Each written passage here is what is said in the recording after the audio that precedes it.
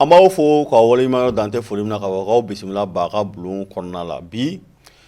an bɛ Baga Bulon kɔnɔ, an bɛna kuma ko minnu bɛ Bamakɔ kɔnɔna la bi, émission kɛcogo ni mɔgɔw invité cogo plateau sanfɛ. An bɛna kuma olu kan bi. Bi Baga Bulon bɛna sigi o kan. Mais n kelen tɛ yan bi, ni n barokɛɲɔgɔnw bɛ yan nɔ. Sali. Naamu. Matu, ne batɔgɔma. Ba ça va. A bɛ cogo di? Ko bɛ cogo di? Awa. I b'a kan. Dɔɔni. Merci. I ni fama. Dɔɔni. Mɔgɔw k'u fama n'i ma. O bɔn n k'i bɛ bolo la de quoi. N bɛ bolo la. Ahan. Awɔ. Jɔn bolo? E bolo la? Ne bolo wa? I bɛ taa mun kɛ ne bolo? Ayiwa ko n filɛ. D'accord, folikan jumɛn b'i bolo ka ɲɛsin filɛbagaw ma? A tiɲɛna a kɛra fama ye, n bɛ foliba lase an lajɛbagaw bɛɛ lajɛlen ma k'u to sigiyɔrɔ la. A kɛra fama ye nka ɲinɛ tɛ, kuma dɔw la kow bɛ caya. O de tun kɛ mɛ ka n tunun nka basi wɛrɛ tun tɛ. D'accord. Basi juguman tun tɛ. Juguman tɛ. D'accord. O mana bɔ yen nɔ, Musafu. Ouais. Kan jumɛn de bɛ yen? Bamanankan. Cɛ ma Musafu ka veste ye bi yan. A cɛ a parler don bi dɛ. Hali n'aw kɛ ne ka sira t'a la tuguni. Nin ye pɔnbada de ye wa ni yɔrɔ jumɛn? Nin ye pɔnbada yɛrɛ. Yɔrɔ nin ye O pɔnbada. yɛrɛ de don. I bɛ to ka ninnu woloma. K'u passe. N fɛnɛ bɛ n tɔgɔ b'o kan. Folikan jumɛn b'i bolo ka ɲɛsin an filɛbagaw ma? Ka bɛɛ lajɛlen fo fɛn fɛn bɛ an si an ka plateforme kan an b'u fo k'u waleɲuman dɔn. K'u ni ce. U ni ce. D'accord. Momo. Ba. Baga Bulon sanfɛ e ye maa kura ye. Ne ye maa kura ye.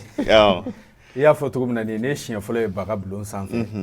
Nisɔndiyalenba don ka fara équipe kan an ka se ka bi jɛmukan kɛ ɲɔgɔn fɛ. D'accord, folikan jumɛn b'i bolo ka ɲɛsin filɛbagaw ma? An bɛ bɛɛ fo ka bɛɛ waleɲuman dɔn. Fɛn fɛn bɛ k'an lajɛ nin wagati in na.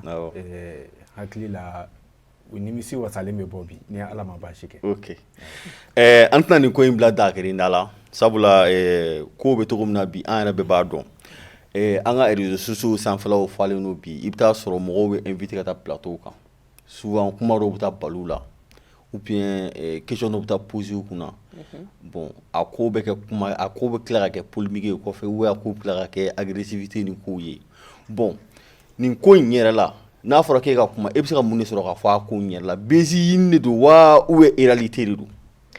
Bon n bɛ se k'a fɔ a fila bɛɛ lajɛlen don. Puisque kuma dɔw la i bɛ taa sɔrɔ an fɛ yen nɔ walasa i ka se ka tɔgɔ sɔrɔ ou bien i ka lakodɔn fɛn dɔw la f'i ka kɛbali dɔw de kɛ walasa i bɛ se ka ɲɛ sɔrɔ i ka baara la dɔn ni n ko ɲɛ a bɛ dépend a tigi bɛ ka laɲini mun kɛ ni o ye tɔgɔ ye. An fɛ yen Mali la n'i ye kɛbali dɔw de kɛ o de bɛ se ka kɛ sababu ye ni mɔgɔ dɔw bɛ a information di ɲɔgɔn ma. E man tigi ka nin fɛn min kɛra nin na donc o b'a to mɔgɔ caman bɛ taa ka taa a lajɛ donc du fait que mɔgɔw mako bɛ nombre de vues la u bɛ na ni kɛbali caman ye émission kɔnɔ. O ye ne ka hakilinata ye fɔlɔ. D'accord. Musafu,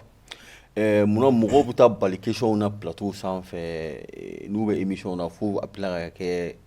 ko ye bezi ɲini de don wa lawulinkama de don ou bien mun de don? Effectivement Sale y'a fɔ cogoya min na émission bɛɛ ni a ka laɲini don. Ne kɔni ka jate la plateau kan sanfɛla yɛrɛ dama tɛ bilen dɛ. Même an ka micro trottoir dɔw sisan a ko cɛ ka jugu kosɛbɛ kosɛbɛ parce que an bɛ ɲininkali modèle dɔw yɛrɛ mɛn a kan o tɛ an danbe ye. O tɛ an danbe ye. O ye hali minnu bɛ yala sisan micro trottoir la ko kelen don sisan a dɔw yɛrɛ bɛ yen fo i yɛrɛ bɛ lagosi a la ni e mɔgɔ min ka baara kɛta bɛnnen don a ma. O ye micro trottoir ye. Bon an bɛna plateau kan i n'a fɔ Sale y'a fɔ cogoya min na c'est-à-dire il faut que an yɛrɛ ka bezi ɲini k'a dɔn fɔlɔ bezi ye mun ye. Kelen tubabukan de bɛ fɔ jɛmukan dɔw bɛ di tubabukan de la mais a bɛ ka kɛ bamanankan na ne bolo tɔgɔ de kan ka ɲini bamanankan na a la o tɔgɔ di jɛmukan in ma. Ni ne bɛ Sali wele sisan ka na ne mana jɛmukan in tɔgɔ fɔ dɔrɔn Sali b'a dɔn cɔ a bɛ se k'i sigi ka fɛn mun makɔnɔ ne bolo c'est-à-dire jɛmukan kana kɛ jɛmukan tɔgɔ ye tubabukan ye mais jɛmukan bɛ ka présenter bamanankan na a bɛ mɔgɔw lafili. O ye filanan ye. Sabanan ye an kɔni b'a kɛ cogoya min na an ka donta ni fitinin kɔnɔ o y'a ye n'an ma ye k'a fɔ k'an bɛ mɔgɔ kɔni wele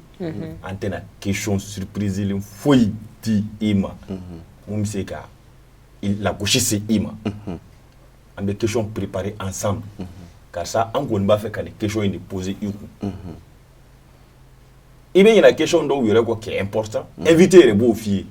nin question in di a la mais an b'a jateminɛ émission dɔw bɛ yen sisan en réalité a question tɛ préparer mɔgɔ yɛrɛ tɛ préparer ka na plateau kan o question kama o de la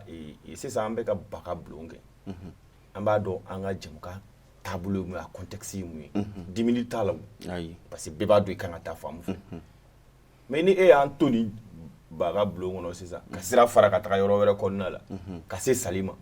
immédiatement Sali bɛ dimi ka se ne ma immédiatement ne bɛ dimi ka se Mo ma immédiatement Mo bɛ dimi a dun ma y'an ka image ma parce que fɛn min don a tɛ ka dan anw dɔrɔn ni ɲɔgɔn cɛ yan sinon an yɛrɛ damaw ni ɲɔgɔn cɛ an bɛ diɲɛ ko bɛɛ da ɲɔgɔn kan yan o bɛ dan ni ɲɔgɔn cɛ o tɛ bɔ mais une fois a bɛ bɔ ka ban k'a fɔ ko bɛɛ de bɛ se k'a lajɛ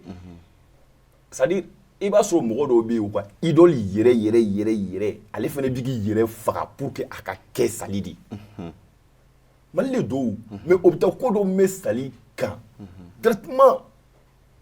o y'a sɔrɔ ale ye fɛn 100 mun kanu Sali la bonya ni karama mun kanu Sali la o fɛn kelennin dɔrɔn kama ale b'a bolo dajigi o ye tiɲɛ o ɲɔgɔnna joli bɛ se ka kɛ o caman i b'a sɔrɔ fɛn dɔ dogolen don Sali la Sali bɛ fɛn dɔ kɛ a dogolen don diɲɛ mɔgɔ si tɛ a kalama ka n'a lasigi hali ni tiɲɛ tɛ an ka ko problème di hali ni tiɲɛ tɛ ne k'a fɔ dɔrɔn sisan Sali terme don c'est vexant bon hali ni Sali t'a kɛ ni Sali ko ne t'e ka question jaabi e bolo ko anw fɛ yan mɔgɔ b'a fɔ ko Sali t'a kɛ di a b'a ko n'i y'a ko ka taa jaabi mais k'a sɔrɔ question tɛ ne ka question poser Sali kunna elle n'est même pas forcée ka question jaabi parce que question ɲɛnama tɛ quoi d'accord donc Sali bɛ se k'a lasigi k'a fɔ ne tɛ nin question in jaabi mais tu trouveras que ni Sali ko k'ale tɛ nin question in jaabi les gens vont penser que ne ye question poser tiɲɛ de tɛ les gens vont penser que n'i y'i bannen k'a jaabi sinon a bɛ se k'a jaabi n'i ye Sali bannen k'a jaabi mais a b'a sɔrɔ Sali yɛrɛ ka dignité t'a permettre k'o kuma in yɛrɛ mɛn misaliya la donc a bɛna fɔ k'a b'i jaabi ni mun ye e yɛrɛ bolo k'a bɛ kɛ ɲuman ye mais a bɛ kɛ juguman ye quoi parce que ale yɛrɛ ka danbe ma sɔn o ma a m'a kɛ hali n'a b'a kɛ ale kɔni ka danbe ma sɔn o ma parce que anw bɛ fɛn caman kɛ an bɔkolow la an tɛ sɔn k'a ye koyi ne ka cɛkɔrɔba dɔ b'a fɔ n'i ye caméra bila bɛɛ kɔ caman b'i ka du bila donc tu as vu o de kama c'est-à-dire il est grand temps ne kɔni bolo il est grand temps c'est-à-dire an ka gɛrɛ fɛnw kɛbagaw la k'a ɲɛdɔn et puis an kana an ta tubabuw fɛ ko dɔ bɛ sɔn olu fɛ yen nɔ olu tɛ sɔn an fɛ yen ne ka bezi ko in f'i ye sa an ka bezi ye ɲɔgɔn na gosi dɔrɔn de d'accord o faamuyara moi je vois que n bɛna bezi in tɔni fɔ bon i jɔ fɔlɔ dɔɔni n'o tɛ nin kuma in e ka sabali fɔlɔ Momo oui ba comme an bɛ ko in kɔnɔ bi c'est à dire que débat Musafu donna n'an y'a kɔnɔ ka ban parce que i b'a dɔn an bɛ Mali kɔnɔ buranya b'an fɛ yen yan i bɛ taa sɔrɔ e kɛmɛ ka muso furu i muso somɔgɔw dalen don i la n'a fɔra k'e kana lasigi plateau kan ko Momo cɛ a fɔra k'e bɛ nkalon tigɛ cɛ o bɛ pan i kunna dɛ ba effectivement ala k'an bɛɛ sababa ma an ka kɛta n'an ka fɔtaw la n ye Sali lamɛn n ye n kɔrɔ yɛrɛ lamɛn n'o ye Mustafa ye u ye fɛn fɛn fɔ tiɲɛ de don ba anw ka baara nin tɛ bɛɛ ka baara ye n'o ye ka se ka kɛ kunnafoni dila ye i n'a fɔ télé la hali télé webuw kan bɛɛ ka baara tɛ cogo di i b'a jate minɛ kuma bɛ kumaw la olu fɔli tɛ bɛn an ka déontologie yɛrɛ t'an permettre kuma bɛ kumaw la k'olu fɔ i bɛ a jate minɛ n'i ye hali an ka sariyaw lajɛ kumalankolon n'i y'a fɔ mɔgɔw ma réseaux sociaux kan walima télé la personne a droit k'a ye convoquer un journaliste normalement ou ye kunnafoni dila dans l'ensemble i ka kaso bɛ daminɛ de 5 à 20 ans donc kuma lankolon fɔ a bɛnnen tɛ télé baarakɛla la en quelque sorte bon i ye da sera yɔrɔ dɔ ma n'o o ye anw fɛ yen yan danbe bɛ anw fɛ yen yan danbe fɔlɔ ye maloya de par exemple ne sigilen filɛ télé kɔrɔ muso bɛ n bolo denw bɛ n bolo n denw bɛ école la n muso mansaw b'olu la mansa bɛ n yɛrɛ la ni ne ye tɔgɔtiɲɛ ko dɔ sɔrɔ san n buranw b'a mɛn wa mun y'a to an ka fɔlɔ mɔgɔkɔrɔbaw ko mɔgɔ kana taga bɔ i buranna tilegan fɛ dɔ wɛrɛ ta ka n'i défaut dɔn n'i ye défaut yɛrɛ a la télé yɛrɛ la dun cɛ kuma ka ca dɛ i bɛ se k'i ɲɛ di buran donc fɛn dɔ don an k'a dɔn k'a fɔ ɲɔgɔn ka vie privée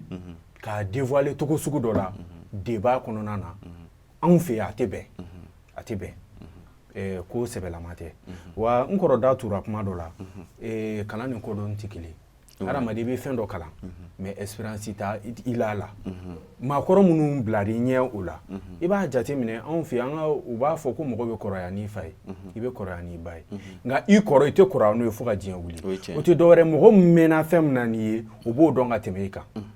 u ka an ka to ka fɛɛrɛ kɛ k'an madon an ka maakɔrɔw la minnu bɛ nin fɛn ninnu ɲɛdɔn k'an bilasira o bɛ kɛ sababu ye fili caman bɛ an tɛ togo sira fɛ sinon nin fɛn ninnu filɛ ni mun bɔra nin kan par exemple anw bɛ ka émission min enregistrer bi ni nin bilara fiɲɛ fɛ o y'a tagalen de foyi tɛ se ka lasegin tuguni hali n'anw y'a effacer i b'a sɔrɔ enregistrelen bɛ dɔ bolo déjà donc ni mɔgɔ lebula ko dɔ tagara b'o kan dun bi an bɛ yan ala bɛ se ka kɛ sini n kɔrɔ bɛ kɛ ministre walima Sali bɛ se ka kɛ première dame ye a bɛ se ka kɛ président muso ye walima Sali yɛrɛ bɛ se ka kɛ wasaden ye assemblée kɔnɔ wasaden olu ye mɔgɔw ye mɔgɔ minnu yɛrɛ bɛ jamana sariyaw bato ni bamananw bɛ kuma dɔ fɔ ni kulusi b'i ka ni wo b'i ka kulusi la kana yɛlɛ yiri la dɛ voilà donc an ka hakili to yɔrɔw la ne kɔni fɛ ko kɛta tɛ a man ɲi an k'a jateminɛ ko kɛta tɛ d'accord ne ba an bɛna se ma c'est à dire que émission na sisan nɔ est ce que émission na n'i taara bali question na plateau kan est ce que tu es obligé de répondre parce que mɔgɔw ka faamuyaliw tɛ kelen ye est ce que tu es obligé de répondre ne bolo a bɛ dépend émission contexte kɔnɔna ou bien hali animateur bɛ se ka mɔgɔ obligé ka question dɔ répondre i ka plateau sanfɛ n bɛ segin Mustafa parce que mɔgɔ dɔ b'u fɔ ko animateur bɛɛ tɛ animateur ye dɛ bɛɛ t'o ye bɛɛ tɛ se ala ma a dɔnniya di bɛɛ ma i bɛ se k'a kalan kɛ ani i bɛ se yɛrɛ a ɲɛ ma o fana ye ko wɛrɛ ye a dɔnniya tɛ bɛɛ la mais n bɛ segin Mustafa ni Mumu ka kuma ma yɔrɔ dɔ la tiɲɛ b'u bolo animateur i kan ka kɛ ɲɛlikɛla de mɔgɔ mɔgɔ n'i bɛ kuma baara kɛ i kan ka kɛ ɲɛnikɛla hali i bɛ fɛn dɔw réalité dɔn mais plateau kan parce que image bɛ taa de fɛn bɛɛ b'a kɔnɔ mais i ye ɲininkali min fɔ ko n'a sɔrɔ ko ni question bɛɛ bɛ se ka poser a kɔnɔ a bɛ dépend a jɛmukan contexte kɔnɔna de la sisan an ka jɛmukan dɔw bɛ yen i n'a fɔ Musafa y'a fɔ cogoya min na a kuma bɛ fɔ bamanankan na nka nanzara tɔgɔ de b'a la donc an b'a référer nanzaraw de ka tagabolo la an n'olu ka réalité ani y'an réalité kelenw tɛ nka n'i y'olu ka émission tɔgɔ ta ka n'o baara an fɛ yen nɔ donc forcément n'an ye copier kɛ olu fɛ yen k'olu ka tɔgɔ de ta k'o kɛ an ta la n'i taara plateau kan i n'a fɔ sisan e ka ne wele jɛmukan dɔ kɛnɛ kan ko ne ka taa o émission na ni e ye question dɔ poser ne kunna min bɛ bɔ ne yɛrɛ ka diɲɛnatigɛ fɛn dɔw la bɛɛ tɛ min kalama je serai obligé k'a fɔ puisque émission tɔgɔ de y'o ye n t'a dɔn n'an bɛ ka ɲɔgɔn faamu ne m'a faamu e bɛ se ka ne Musafa m'a fɔ sisan ko n'a sɔrɔ ne ɲininkara plateau kan ko n'a sɔrɔ ne donc ne b'a dɔn émission sugu min don min bɛ boli mɔgɔ ka vie privée de kan à partir du moment que ne welela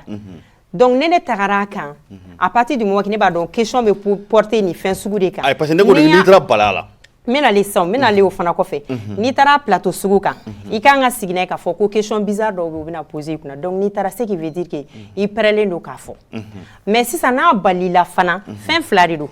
i bɛ se k'a fɔ ne tɛ nin question ye répond soit i b'a répond o fana bɛ se ka kɛ nka hali ne fana bɛ taa émission min kɛnɛ fana kan hali ni animateur ma question poser ne kun ne yɛrɛ bɛ ɲininkali kɛ a bɛna question jumɛn poser ne kun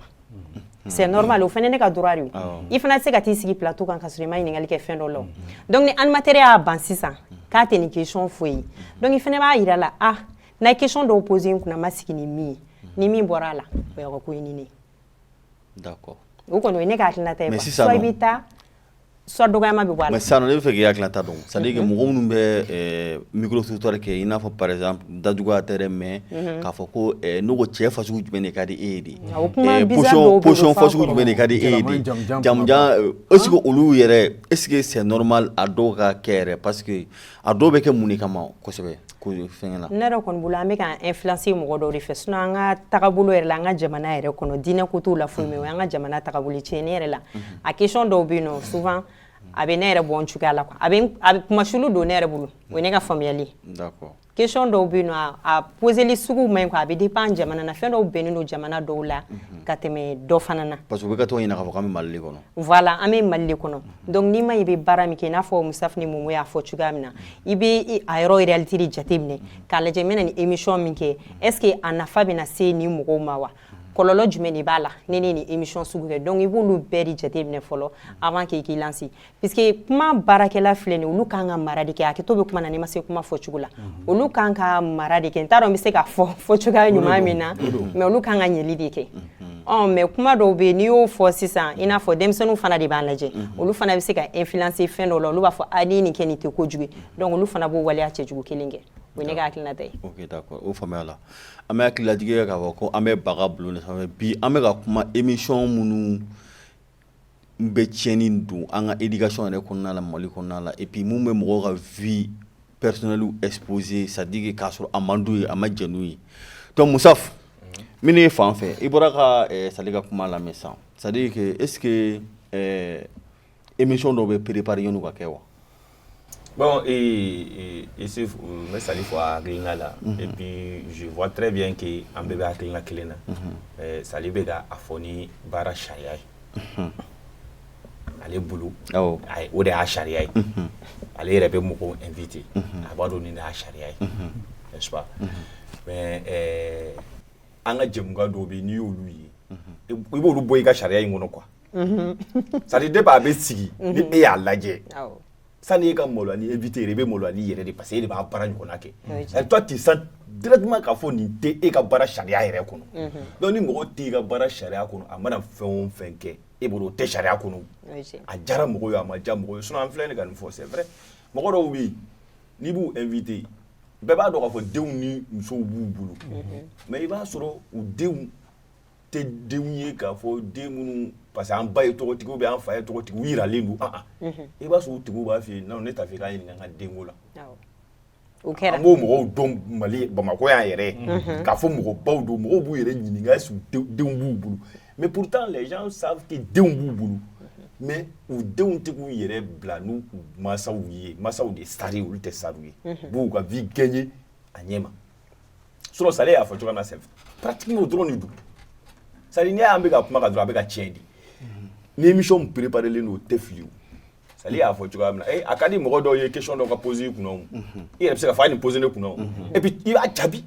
parce que a tɛ fɛn tiɲɛ i ye o bɛɛ de y'a préparé o bɛɛ de a préparé yɔrɔ in ye k'a dɔn k'a fɔ question foyi tɛna na i kunna mais ne i b'a fɔ sisan ne misali min ta Sali kan ni ne y'a fɔ Sali ma n ka plateau kan Sali ka réaction yɔrɔ la dɔrɔn mɔgɔ o mɔgɔ bɛ baara kɛ domaine kunnafoni domaine kɔnɔ o b'a dɔn k'a fɔ ko ninnu ka ko ma préparé sinon fo ka diɲɛ wuli Sali tɛ se ka dimi a la a b'a jaabi de et puis ne tɛ se ka question di e Sali ma ko f'i ka ne hakilina fɔ c'est ça le problème an bɛ jɛmukan minnu ye an b'a ye c'est-à-dire mun bɛ question poser lui il a sa réponse et il pousse à l'invité qu'ale ka réponse de di parce que ni question poser i kunna ni a ma diya i ye i b'a dévier o an b'o ye o i bɛ taa mɔgɔ caman ɲininka e bɛ question mun poser i bɛ n'a y'i diya a poser ko siɲɛ 100 des professionnels minnu degelen don k'a fɔ ni télé mɔgɔw u ni kunnafonidilaw bɛ baara kɛ bila bɛ question 100 poser u kun u b'a question dévier mɔgɔw t'a dɔn mais n'i y'a tigi dimine dɔrɔn tu sens que a nana bila kɔ dɔ de da la télélabɔ ka d'an bɛɛ ye koyi karisa n b'i invité an ka télé la o bɛ taa koyi o bɛ taa yɛrɛ dama ten o bɛ se ka mɔgɔ o mɔgɔ lasɔrɔ hali a ka mɔgɔ minnu bɛ kɔ kan a ye nin chaîne in lajɛ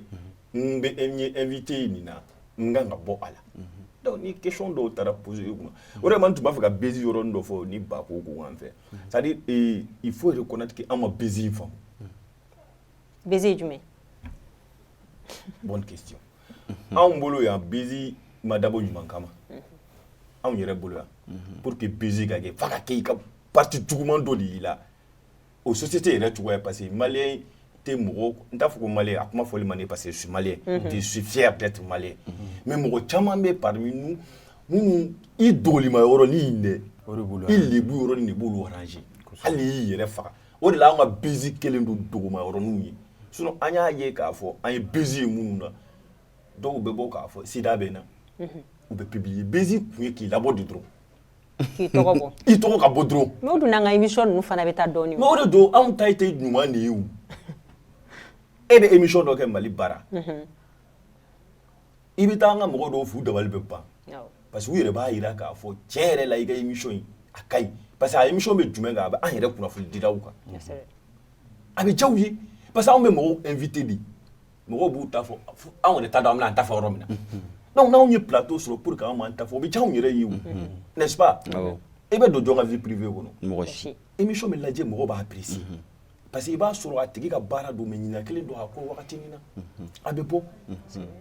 an ka Bezi dɔw filɛ nin dɔw b'a fɔ n bɛ bi cɛ kan n bɛ bi muso kan c'est juste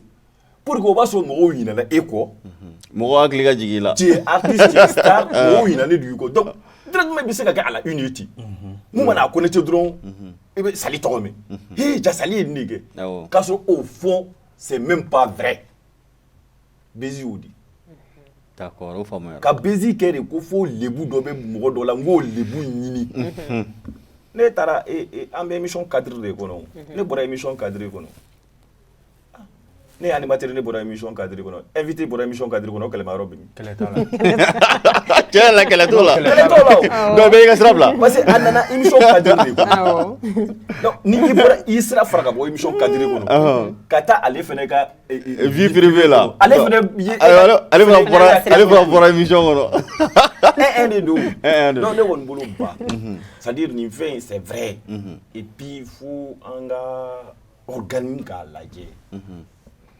organe joli bɛ Aki bɛ Irtel bɛ jɔ an ka fɔ réseaux sociaux web tv tɛ organe kɔnɔ dɛ n bɛ fɛ ka fɛn dɔ f'i ye e bɛ ka nin jɛmukan ye web tv dɔrɔn de kan an ma cadrer dɛ ayi e bɛ ka ye web tv bon ne y'a ye fɛn mais m'a ye télé la mais bien vrai que téléso dɔ de b'a bɔ dɛ téléso dɔ de ka logo b'a la et puis téléso dɔ mɔgɔw de fana b'a la bɛɛ b'a dɔn mais ne m'a bɔtɔ ye téléso la et puis m'a bɔ yɛrɛ dɔn walayi o ye e de ye n'o tɛ a tɛ tɛmɛ mɔgɔw kan a bɛ bɔ télé de la a bɛ bɔ télé de la effectivement non jɔ an k'a fɔ walayi ne t'a dɔn k'a fɔ ka bɔ télé la e t'a dɔn o kɔrɔ tɛ k'a tigɛ kɛ e fɛnɛ bɛ ka kuma fɛn min kan ne hakili la e bɛ ka kuma cas général kan ou bien e bɛ ka fɛn ne bɛ ka kuma cas général de kan ne tɛ ka kuma émission kelen kan dɛ ne bɛ ka kuma cas général c'est à dire que le micro trottoir voilà ni cas général don ne bɛ ka nin de bɛɛ f'i ye c'est à dire ne y'o f'i ye n ko fɛn dɔw de sigilen don minnu bɛ nin fɛn ninnu suit olu y'an ka ɲɛmɔgɔw ye kosɛbɛ visuel tout ce qui est visuel la anw t'an yɛrɛ cadre ko ye olu de b'anw cadre mais i b'a kalama n'i wulila k'a fɔ k'i bɛ nin kɛlɛ kɛ mɔgɔ wɛrɛ bɛ émission wɛrɛ sigi mun ta ka jugu ni parce que i b'a kalama non i b'a kalama fo min ka di anw maliyɛnw ye quoi lawuli kama surtout n'a fɔra ko min yɛrɛ man ɲi i n'a fɔ n tɛna bɔ émission cadre kɔnɔ a fɔra k'a fɔ ko shisha bɛna interdit le 15 février on dirait que shisha ko tɔ bɛ ka yakubaya de parce que hali ne ye dɔw ye don dɔ la n yɛrɛ ɲɛ u bɛ carré kɔnɔ u bɛ k'a bi ko ni mɔgɔ min ye cɛ ye i ka na bon i bɛna bɔ émission contact ni t'aw bɔra émission non n bɛ ka exemple de ta shisha minɛw ma o bɛ daminɛ le 15 février donc o ma se bon an k'o bila parenthèse kɔnɔ an ka bɔ shisha kɔnɔ n'a y'i ja dukare kɔni ka shisha min don min na ni a pratiquera ni e bɛna don k'a min ne tɛna don k'a min o bɛ dɔn o fɛn bɛ bɔ a la ne tɛ bɔ a la ne b'a fɛ ka f'i ye ko organe dɔw de fana sigilen don minnu bɛ nin ko in bɛɛ lajɛlen suit n'i tɛ règle la i ka yɔrɔ datugu n'i ye kuma fɔbali fɔ an y'a ye télé dɔw datugura yan k'a fɔ k'u ka plateau kan ko dɔw kɛra i bɛ adhérer a la o Irtel la i bɛ adhérer a la mais Aki kɔni na i adhérer la i ma adhérer o i ye ko kɛ bali kɛ u b'i sɔrɔ i sɔrɔ yɔrɔ la i bɛ taga o fɛ mais an bɛ ka ɲina Aki tɛ réseaux sociaux min fɛnkɛ dɛ ala Sali i tɛ kuma nin fɛ dɛ e kan tɛ réseaux sociaux ma awɔ télé n kan bɛ télé la awɔ parce que i b'a dɔn ko in fanga ka bon ne filɛ ne ka fɛn dɔ f'i ye ba réseaux sociaux kan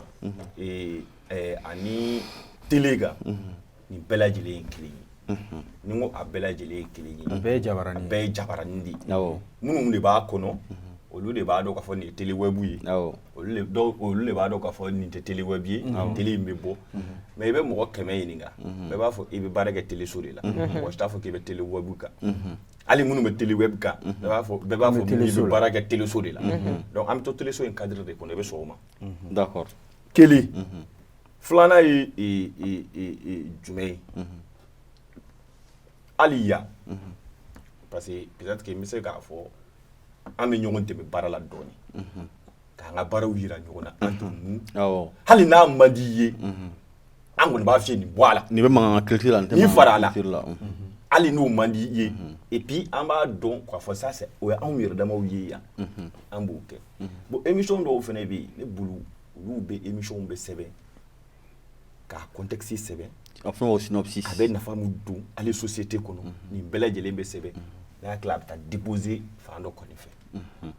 n'a ma ɲɛ e yɛrɛ ko logo dɔ b'a la a bɛ passer o logo kɔni na logo in tɛ ka feere o logo in bɛ ka k'a la walasa a ka dɔn k'a bɛ tɛmɛ o logo in de kan o yɔrɔ in de kan donc f'olu fana k'a ko jate minɛ c'est-à-dire an k'a lajɛ dɔrɔn an yɛrɛ damaw ni ɲɔgɔn cɛ an k'a dɔn an bɛɛ bɛ dɔn sa bɛɛ bɛ so cogoya dɔn kana mɔgɔ cogoya dɔn ka taa a ɲɔgɔn o ye cɛ ka fɔ ale kana mɔgɔ cogoya dɔn ka taa ɲɔgɔn ka tila ka taa exposer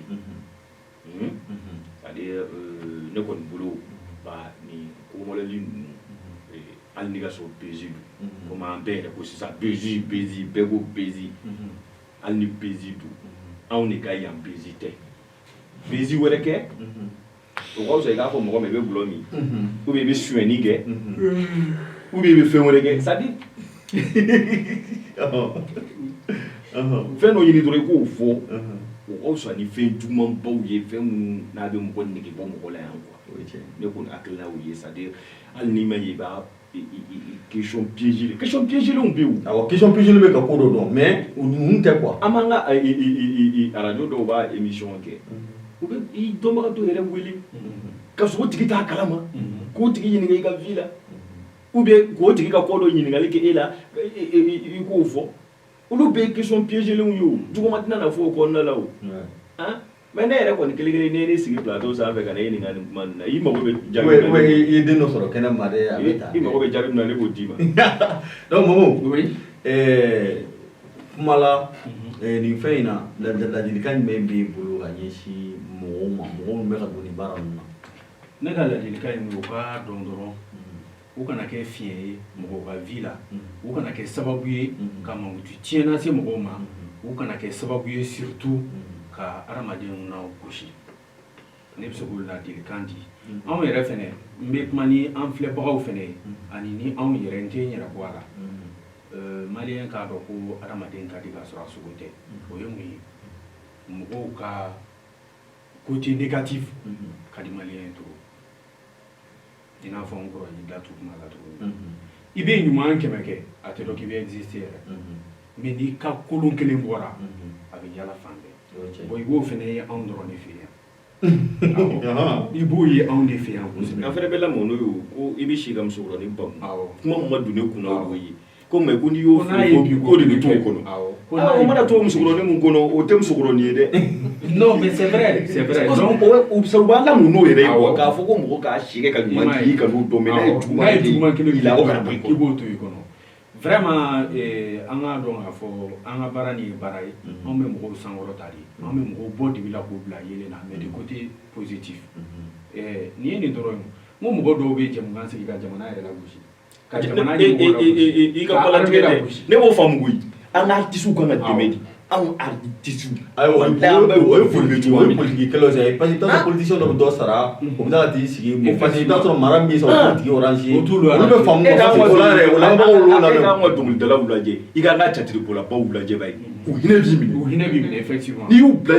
u bɛ ka u ye fɛn min kɛ jamana in ye n'i y'o ye ka u ye nin cogo la u hinɛ b'i minɛ a bɛ fɛ i dimina nin ko in na kosɛbɛ n bɛ dimi kɛ mais walahi n'a ma ɲɛ k'a fɔ k'an bɛ fɛn k'u ye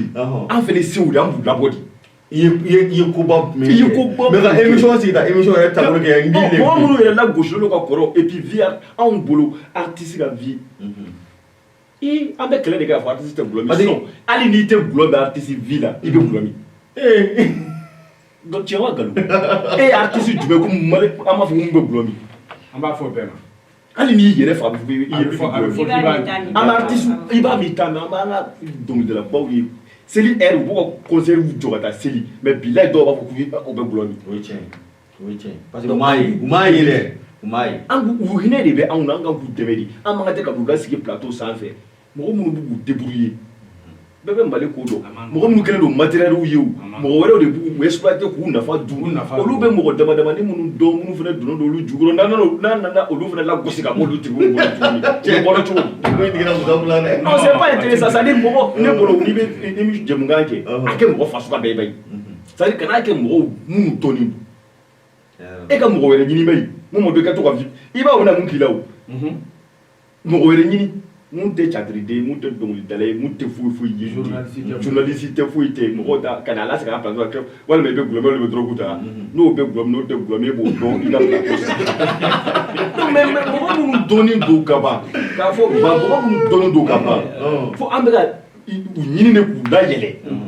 an kana olu lagosi réseau t'anw ta ye koyi ko diɲɛ bɛɛ e ka sabali ala ni sali sababu an ka foli bɛ bɛɛ lajɛlen an ka foli bɛ aw bɛɛ lajɛlen aw i ka kuma laban fɔ non n ka kuma laban ye mun ye hali bi ala ka hakilina ɲuman di an bɛɛ ma an ka baara ninnu a ma nɔgɔn dɛ nin bɛɛ ye siran nin sabula an bɛ fɛ ka jama sama k'a kunda an kan jama sama ni k'a kunda e kan n'o kɛra mɔgɔ wɛrɛ la gosili ye moi je pense que résultat ɲuman tɛ b'o kɔnɔ donc an bɛɛ k'an hakili sigi an ka baara kɛcogo ɲuman an k'o ɲini et en fonction de ça i kan ka maa mun dɛmɛ n'i kɛra o la gosibaga ye tiɲɛ yɛrɛ la nafa t'i ka baara la i n'a fɔ n kɔrɔ y'a fɔ cogo min na an ka artistes an ka kɛ sababu ye k'u ka degun yira